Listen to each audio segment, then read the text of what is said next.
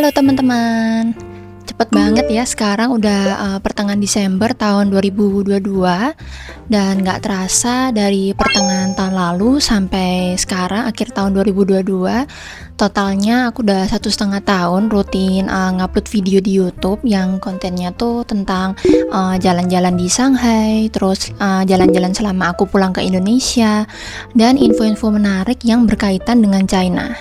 Di videoku kali ini, aku mau cerita dikit nih ke kalian tentang channelku.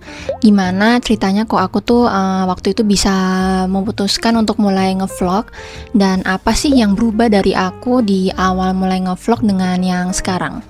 Isi vlogku selama ini selain tentang jalan-jalan di China, jalan-jalan di Indonesia waktu pulang, terus ada juga info-info menarik tentang China dan lain-lain.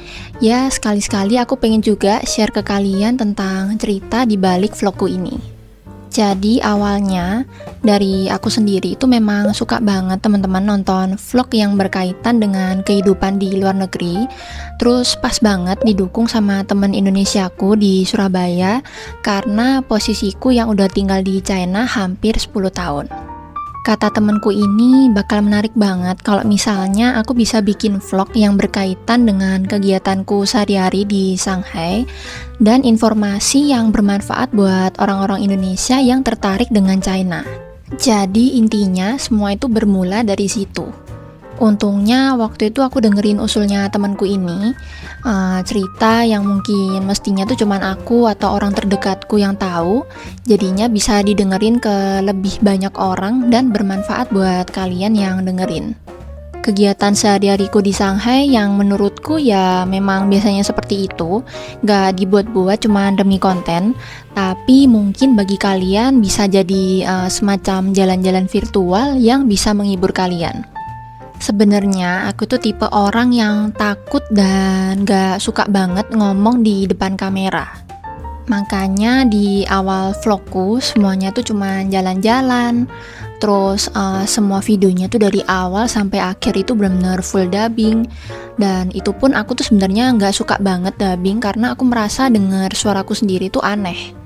Akhirnya setelah sekian video, akhirnya udah mulai terbiasa dengan dubbing dan aku mulai mikir kayaknya udah mulai bisa nih kalau misalnya aku bikin video jalan-jalan sambil langsung ngomong di depan kamera.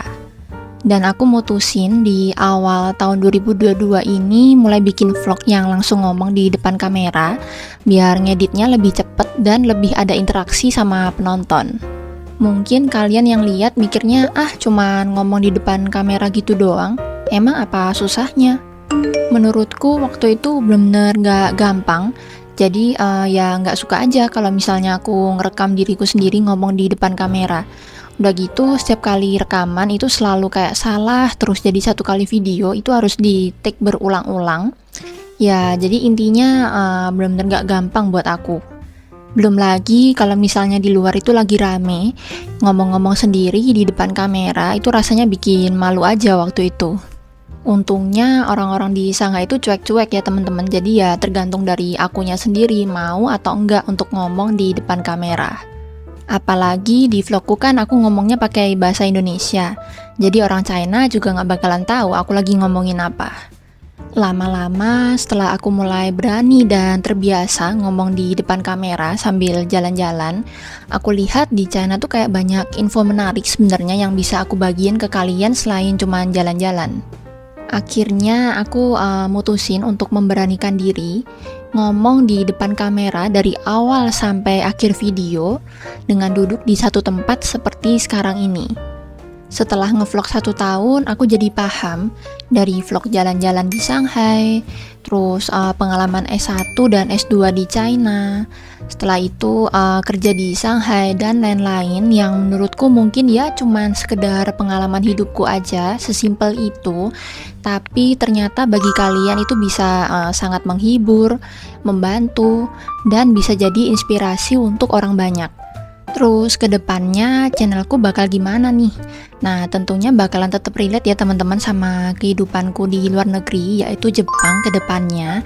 Jadi dari jalan-jalan, terus kasih informasi yang mungkin sangat membantu buat kalian yang misalnya pingin ke Jepang, terus bakal ada review produk juga, dan lain-lain.